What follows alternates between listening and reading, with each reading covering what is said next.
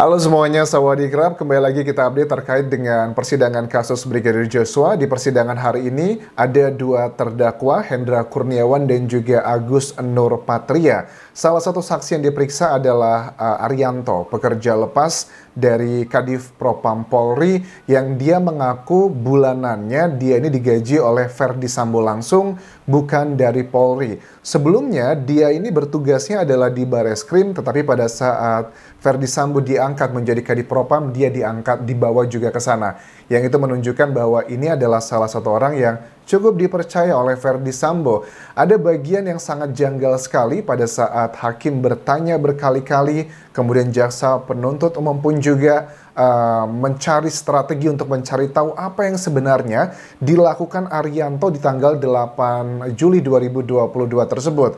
Karena dalam surat dakwaan ini aku tangkap bahwa Arianto adalah orang yang disuruh atau diperintah oleh Cuk ya untuk mengambil CCTV di Pos Satpam Komplek Duren 3. Tetapi di tanggal 8 Juli tersebut ada hal yang sangat janggal. Dia sudah pulang nih, pulang kantor biasa. Tapi jam 18 atau jam 6 sore dia kembali lagi ke kantor di Divisi Propam Polri tersebut, dan dia tidak pulang sampai jam 12 malam. Dicari gali informasi apa yang dilakukan. Karena kalau aku tangkap keterangan dari berbagai hal yang disampaikan dari hakim ini mencurigai bahwa dia ini sudah mengetahui ada peristiwa di rumah dinas Verdi Sambo tersebut. Makanya dia diminta standby di sana untuk melakukan hal-hal yang mungkin dalam tanda kutip untuk membersihkan jejak-jejak yang bisa mengungkap peristiwa sebenarnya yang terjadi ke Brigadir Joshua.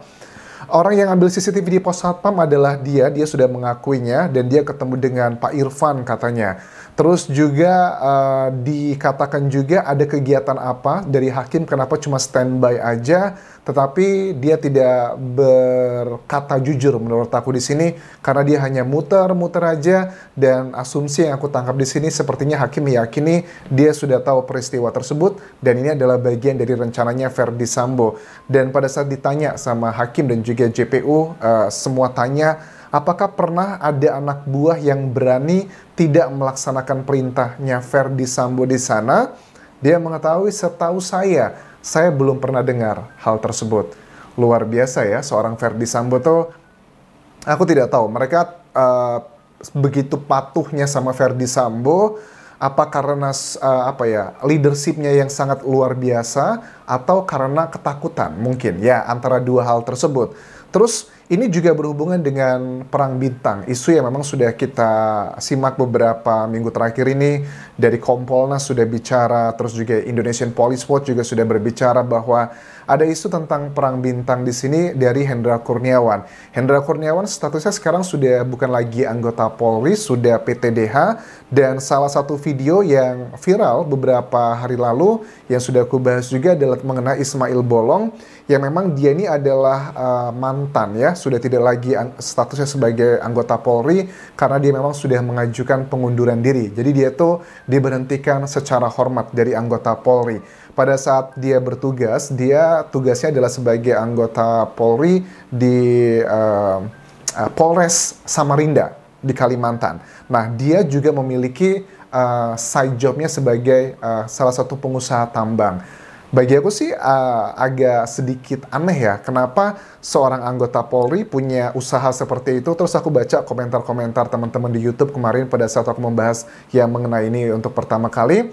Banyak yang bilang, waduh Anjas, di Kalimantan itu saya sering lihat ada banyak tuh pertambangan ilegal di sini. Mereka sudah terbiasa terang-terangan membuka tambang tanpa ada izin. Bahkan ada oknum-oknum yang melindungi di sana. Setoran-setoran itu udah hal yang biasa. Ini adalah komentar-komentar yang bisa kalian lihat di video aku membahas mengenai ini pertama kali. Dan apakah ini benar atau tidak harusnya menjadi salah satu hal yang bisa diteliti lebih dalam. Kemarin pada saat aku membahas itu juga aku dihubungi ya masalah seorang ya sumber istimewa juga, yang dia mengatakan bahwa kan nama yang dibawa ini yang dilakukan oleh Hendra Kurniawan, dugaannya klaim dari Ismail Bolong, aku sih cenderung percayalah sama Ismail Bolong. Nggak mungkin dia berbohong membawa nama seorang Hendra Kurniawan, Brigjen begitu. Dia mau cari masalah begitu. Tetapi karena memang kondisinya sekarang Hendra Kurniawan sudah tidak lagi menjadi anggota Polri, dan nama yang dibawa adalah Kabareskrim begitu, Kepala Bareskrim sendiri. Jadi ada beberapa hal yang kayak si buah si malakama. Dia harus mengatakan ini untuk mengklarifikasi apa yang disampaikan bahwa Kabareskrim itu dia mengatakan memberikan uang kepada Kabareskrim totalnya adalah 6 miliar rupiah dan diberikan di kantornya. Itu adalah uang katanya untuk sogok tambang karena ada izin-izin ilegal yang harus dilakukan hal seperti itu.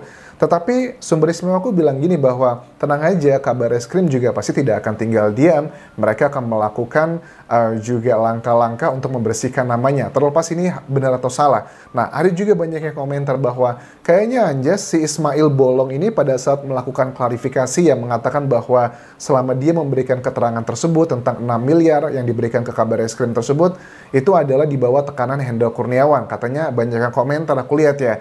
Kayaknya dia juga di bawah tekanan lagi tuh sama mungkin orang-orangnya Kabareskrim. Dugaannya seperti itu. Ya agak serba salah ya dari dua sisi. Memang itu mungkin masuk akal. Tetapi harusnya ini bisa menjadi salah satu momen untuk melakukan bersih-bersih kepada institusi Polri. Tetapi memang nggak bisa menutup mata. Posisi Kabareskrim itu sangatlah riskan ya. Aku juga tidak mau ya melihat orang-orang yang benar tidak bersalah justru malah difitnah karena ada juga indikasi ke arah sana. Karena aku melihat ada jejak beberapa Kabareskrim, misalnya Pak Susno Duaji juga, kalian cek aja di Google, juga pernah tersandung kasus. Ada beberapa Kabareskrim juga sama. Nah, aku melihat polanya, apakah ini pure adalah tindak pidana tersebut, mengenai gratifikasi tersebut, ataukah jangan-jangan ini adalah kriminalisasi? Karena kan ya kita harus cover both side, kita harus mengakui jangan sampai ini adalah strategi dari timnya Verdi Sambo yang dia sebelumnya sebagai Kadif Propam, polisi sudah mencatat dan mengetahui data-data anggota-anggota Polri yang melakukan tindakan-tindakan ilegal, kemudian itu baru penyidikan, tetapi ternyata itu fitnah, diputar-balikan, itu juga mungkin sekali. Karena aku melihat juga ada kecenderungan, kalau aku melihat ini, ada kayak perang bintang begitu, walaupun dari Polri juga pasti di saat dikonfirmasi mengenai ini, pasti akan menolak dikatakan hal tersebut, tetapi tidak bisa ditutup mata, ini adalah bagian yang sedang tersebar di masyarakat saat ini.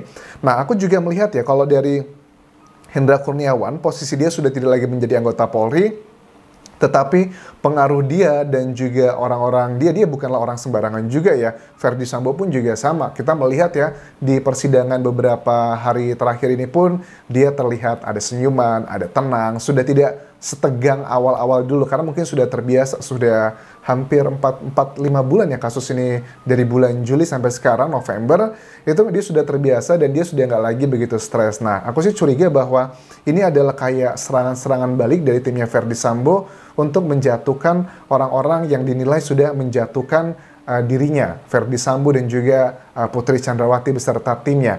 Karena aku yakin sih dari timnya Bareskrim juga Kabareskrim tidak akan tinggal diam, mereka pun pasti akan melakukan hal-hal yang sifatnya untuk mengcounter yang sifatnya adalah di sosial media ataupun juga media massa.